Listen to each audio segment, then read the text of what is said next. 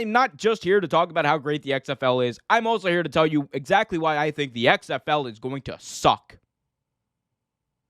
I am someone who has been very, very vocal about my support, about my desire to see the XFL and all spring football succeed. I was excited about the XFL, but then there were a few road bumps along the way. One of the biggest ones was the changing of the logo, which I get. Here's the thing.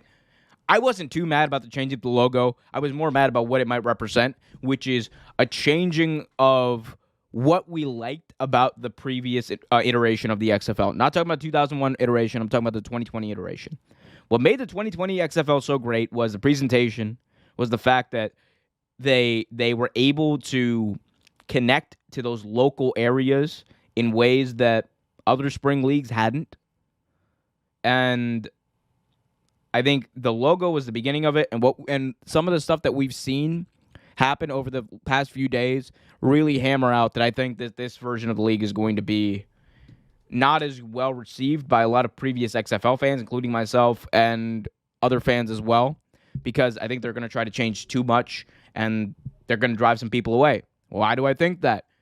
It was reported that the DC Defenders, one of the most popular teams, you might remember the Cup Snake game, which I was present for in DC. DC Defenders, if they get a new team, again, if they get a team in the XFL, if DC does, they are not going to be called the DC Defenders anymore, which was a built-in brand name that everybody knew. No. Instead, they're going to be called something else. This is according to, I believe, a former executive at the DC Defenders who put this out on Instagram.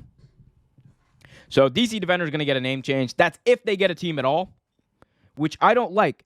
I think that the XFL in 2020, or the XFL now, had a responsibility to finish the vision of the XFL in 2020. You had fans. You had really good ratings. You had a product that people liked. You had teams that people were endeared to. And I think changing a lot of that is going to drive some of those people away. It's going to drive the money away. It's going to drive a lot of the people who want to spend money on your product away. That's not a good thing. Especially when you're a league. Look, the XFL is going to have fine ratings. I'm not worried about that. We know that the USFL, as bad as the football has been, and it has been some crappy football in the USFL, as bad as the football is, people are still going to tune in, and it's going to be enough people where the advertisers, where the investors are going to be like, okay, cool. That's fine. Because it's better than whatever they would have had in that time slot. But that's not what your objective should be if you're the XFL, if you're the USFL. Your objective should be to create a fan base that loves the product, that loves the brand, that loves these teams. And I don't see that. I really don't. I hope I'm wrong. I really hope I'm wrong. But a lot of stuff that the XFL is doing right now really, really makes me feel like this whole iteration, the 2023 XFL, is going to suck. I don't want it to. I'm praying I'm wrong, but I really do think that I'm right.